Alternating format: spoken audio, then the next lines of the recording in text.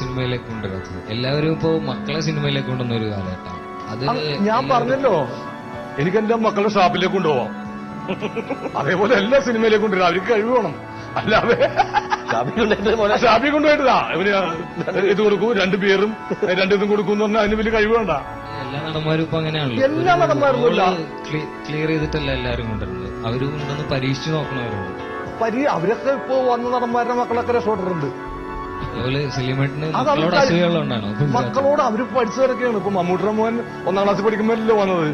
അയാള് വിദ്യാഭ്യാസം കഴിഞ്ഞ് ആരുടെ മകനായാലും ശരി, ഇവിടെ നിന്നാലും ഇപ്പൊ മമ്മൂട്ടിയുടെ മകന്റെ ഫസ്റ്റ് പടം പൊളിഞ്ഞാലും ഒരാളും അങ്ങനെ വിളിക്കാണ്ട മമ്മൂട്ടിയുടെ മകൻ എന്നുള്ള ഇതൊന്നുമില്ല. ഇപ്പൊ സൽമാൻ അയാളുള്ള കഴിവുള്ള എന്റെ പേരിലാണ് നിൽക്കുന്നത്. അല്ലാണ്ട് ഇവിടെ അങ്ങനെയാണെങ്കിൽ എല്ലാ വർഷവും മാറി മാറി വരുന്ന പ്രധാനമന്ത്രിമാരിപ്പോ നെഹ്റുവിന്റെ മോള് വന്ന് അടുത്ത ഇത് വന്ന് പിന്നെ അടുത്ത എല്ലാം വരണ്ടിരുന്നു. അങ്ങനെ അല്ല, ശരിക്കും താരപുത്രന്മാർ ഒരുപാട് പേര് മലയാള സിനിമയിൽ വന്നിട്ട് പരാജയപ്പെട്ടു പോയിട്ടുണ്ട്. അതല്ലേ, പരാജയപ്പെട്ട് പ്രൈം മിനിസ്റ്ററിന്റെ മോൻ വന്നു. അത് ഒരുപാട് പേര് മക്കൾ വന്നിട്ടുണ്ട്. അപ്പൊ കഴിവുണ്ടെങ്കിൽ പിടിച്ചു വെക്കും. അത് താരപുത്രനായാലും സൂര്യപുത്രനായാലും ശരി, ആ കഴിവുള്ളവരെ പിടിച്ചു വെക്കുള്ളൂ. ഈ മക്കൾക്ക് എന്താണ് ഈ ആരോമൽ ചന്തു എന്ന് പേരിടാൻ കാരണം? അതായത് 2 ആൺമക്കളായതിന്റെ പേരിലാണ് ആരോമൽ ചന്തു ഇട്ടത്. കാരണം അവർക്ക് ഉണ്ണിയാർച്ചയും ഇന്ന് ഇടാൻ പറ്റൂലല്ലോ. അങ്ങനെയല്ല, ഈ ആരോമൽ ചന്തു എന്ന് പറഞ്ഞിട്ട് പുരാണങ്ങളിൽ ഉണ്ടായിരുന്നു, അല്ലെങ്കിൽ നമ്മൾ കേട്ട്. അതാണ് ഞാൻ പറഞ്ഞത്, 2 ആൺമക്കളായതിന്റെ പേരിൽ ആരോമൽ ചന്തു ഇട്ടു. അംഗം പെൺമക്കളായിരുന്നെങ്കിൽ കുഞ്ഞിത്തേവിയും ഉണ്ണിയാർച്ചയും ഇട്ടേനെ. അല്ല, ഇത് അംഗം പെട്ടാൻ വേണ്ടിയാണ് ഈ ആരോമൽ ചന്തു. വിധി അങ്ങനെയാണ് കിട്ടിയെങ്കിൽ ഇപ്പോ എന്താ പറയുക, നെൽസൺ മണ്ടേലും കിട്ടാലും അവര് അങ്ങനെ തമ്മിൽ തെളിച്ചാവും. അപ്പൊ അത് വിധിക്ക് പേരുമായിട്ട് ഒരു സാമ്യമില്ല. നാദൃഷ്ടാന്നൊക്കെ നിനക്ക് എന്തൊക്കെ പ്രതീക്ഷയില്ല ഒരു പേരിട്ടേക്കണത്. അങ്ങനെയൊക്കെ നീ വന്നോ? ഇല്ല. അപ്പൊ അതാണ്. അപ്പൊ പേരിൽ നമ്മൾ നാദൃഷ്ടാന്ന് പറഞ്ഞിട്ട് രാജാവുണ്ടായിരുന്നു. ഒത്തിരി വലിയ ഇതുണ്ടായിരുന്നു. വലിയ മഹാന്മാർ ഉള്ള പേരുള്ളതാണ് നാദൃഷ്ടാന്ന് വെച്ചിട്ട് പറഞ്ഞിട്ടുണ്ടെങ്കിൽ. ഇപ്പൊ നമ്മൾ ജയിലിലേക്ക് തന്നെ അവിടെ ചെന്ന് നോക്കി, ജയിലിലൊക്കെ എന്തൊക്കെ പേരാണ് ജയിലിലുള്ള ആളുകളുടെ പേര് കേട്ട് നമ്മൾ ഞെട്ടിപ്പോവും. ദയാശീലൻ, അവനാണ് 8 പേരെ കൊന്നിട്ട് ദയാവതം കാത്തു കിടക്കുന്നത്. അപ്പൊ പേരിലൊന്നും അർത്ഥമില്ല. സലീംകുമാറിന്റെ കുടുംബവിശേഷങ്ങളിലേക്ക് കുറച്ച്. ഭാര്യ ലവ് മാരേജ് ആയിരുന്നു സുനിത. സുനിതയെ പ്രേമിക്കാനും അല്ലെങ്കിൽ സുനിത ഭാര്യയായിട്ട് വന്നതിന് ഒരു കാര്യങ്ങള് അതിനുശേഷമാണ് സലീംകുമാർ എന്ന് പറയുന്ന താരമായി മാറുന്നത്, അല്ലെ? അതെ. ഒരു പെണ്ണ് വന്ന് കയറി കഴിഞ്ഞിട്ടുണ്ടെങ്കിൽ നമുക്ക് ചിലപ്പോ ഭാഗ്യം വരാം, അല്ലെങ്കിൽ അതോടുകൂടി കൈവിട്ടു പോകാം. ഈ 2 കാര്യങ്ങളുണ്ട്. ചില പണ്ട് കാരണവന്മാര് പറഞ്ഞ് കേട്ടിട്ടുള്ള കാര്യം. സലീംകുമാറിന്റെ കാര്യത്തില് പ്രത്യക്ഷമായിട്ടുള്ള കാര്യമാണ്, അല്ലെ? അത് എനിക്ക് ഭയങ്കര രസമായിട്ട് തോന്നിയത്, ഒരു പെണ്ണിനെ നമ്മൾ കാണുമ്പോൾ ഒരു പെണ്ണിന്റെ തീരുമാനത്തിൽ ഇങ്ങനെ ഇരിക്കുക, ആ തീരുമാനത്തിൽ വീണ്ടും ഇങ്ങനെ ഇരിക്കുന്നത് ഞാൻ സുനിത എന്റെ വൈഫിന്റെ ഓർമ്മ കണ്ടിട്ടുള്ളൂ. കാരണം എന്റെ കൂടെ കല്യാണം കഴിച്ച് പോകുമ്പോഴാണ് അത് വേറൊരു ഭാഗം വേണ്ടാന്ന് രീതിയിൽ കൂട്ടുകാരികൾ അയൽവക്കാരെ കൂടി ഇങ്ങനെ ഇരുന്നു. പിന്നീട് ഇങ്ങനെ ഇതുപോലെ ഇതുപോലെ ഗ്രാഫിക്സ് പോലെയാണ് ഞാൻ പെട്ടെന്ന് ഇതാകുമ്പോഴും വീണ്ടും അവര് ഇങ്ങനെ കൈ അവിടെ നിർത്തിട്ടില്ല. അതാണ്. അപ്പൊ 2 അർത്ഥമുണ്ട് ഒരു കൈവപ്പിന്. ആദ്യം അവന്റെ കൂടെ എന്തിനു പോയി, ഇപ്പൊ അവളുടെ ഭാഗ്യം. അപ്പൊ അതെ, അതിന് 2 കൈവപ്പ്.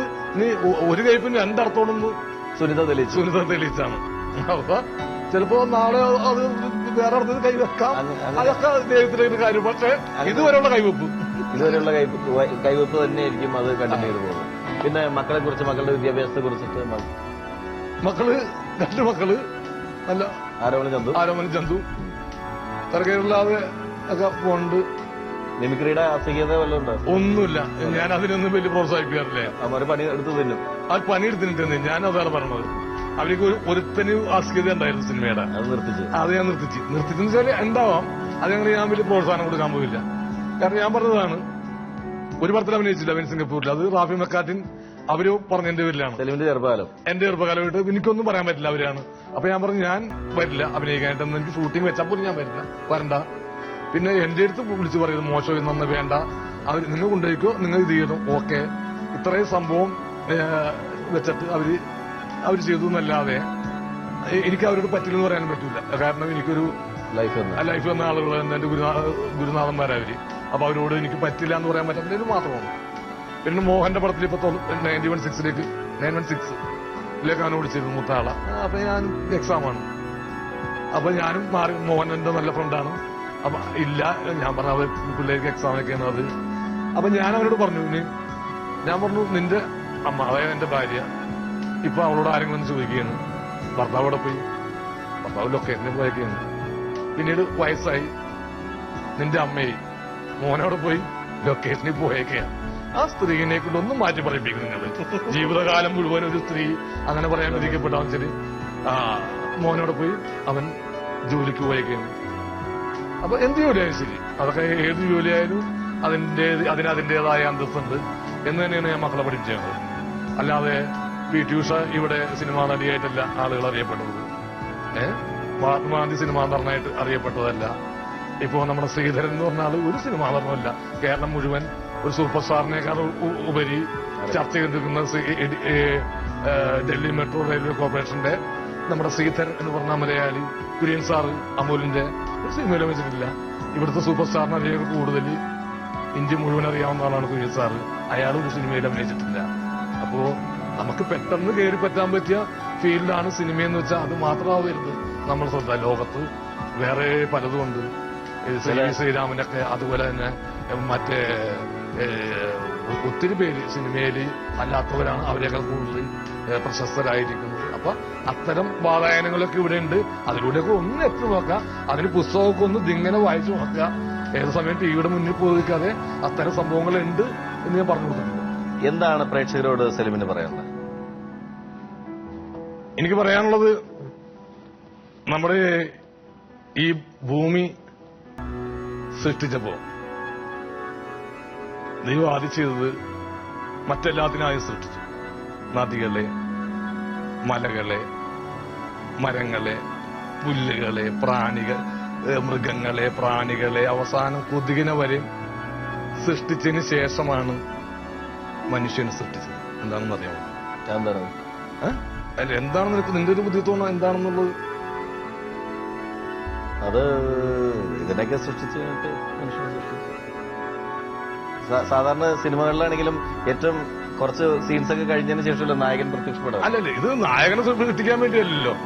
നായകൻ അങ്ങനെ ദൈവത്തിന്റെ കണക്കില് മനുഷ്യര് ഒരിക്കലില്ല. അങ്ങനെയൊക്കെ മറ്റൊരു സംഭവം തന്നെയാണ്. പക്ഷെ ഈ സംഭവത്തെ അവസാനമാണ് ദൈവം സൃഷ്ടിച്ചത്. അറിയില്ല. അതെന്ന് വെച്ചാൽ ഇതിനാദ്യം സൃഷ്ടിക്കുകയാണെങ്കിൽ ഈ മനുഷ്യൻ പറഞ്ഞേനെ, അറിയാമോ ഈ സാധനമൊക്കെ ഞാൻ ഉണ്ടാക്കിയതാ, ദൈവമല്ലേ, ദൈവം അതൊക്കെ ഒരു സങ്കല്പമല്ലേ എന്ന് പറയാനായിട്ട് പഠിക്കും. അപ്പോ നമ്മൾക്ക് മുൻപേ ഇവിടെ കുറെ ആളുകളൊക്കെ ജീവിച്ചിരുന്നു. അവരൊരുപാട് സംഭവങ്ങൾ ഇവിടെ സൃഷ്ടിച്ചിട്ടുണ്ട്. അതിന്റെ ബലം കൂടിയാണ് നമ്മൾ അനുഭവിക്കുന്നത് എന്നുള്ള ഒരു ചെറിയ ബോധം സലീംകുമാറിനടക്കമുള്ള ബാക്കി എല്ലാവർക്കും വേണം.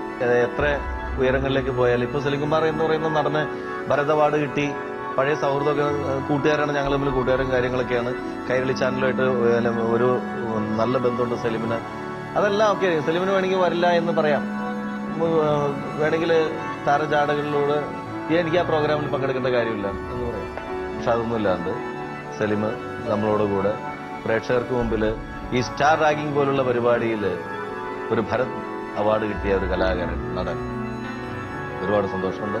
എന്റെ സുഹൃത്തെന്ന പേരിലും കൈരളി ചാനലിന്റെ പേരിലും ഔദ്യോഗികമായിട്ട് എല്ലാവർക്കും എന്റെ വിനീത നമസ്കാരം. പക്ഷെ തീർന്നില്ല. നമുക്ക് ഈ പരിപാടി കഴിയുമ്പോ ഒരു ആർഭാടം വേണ്ടേ? ഇപ്പൊ ഒരു ഏതെങ്കിലും ഒരു നിന്റെ പാട്ടാണോ? നമ്മള് സാധാരണ എന്തെങ്കിലും കഴിയുമ്പോഴും ഒരു ചുമ്മന്റെ ഷാമ്പ്യൻ പൊട്ടിക്കുന്ന ഇപ്പൊ പോണത് എങ്ങാറാന്ന് എനിക്കറിയാം. നിന്റെ പാട്ട് തന്നെ ഞാൻ ഇരുന്ന് കേൾക്കാം. വേണ്ട, എനിക്ക് വൈകി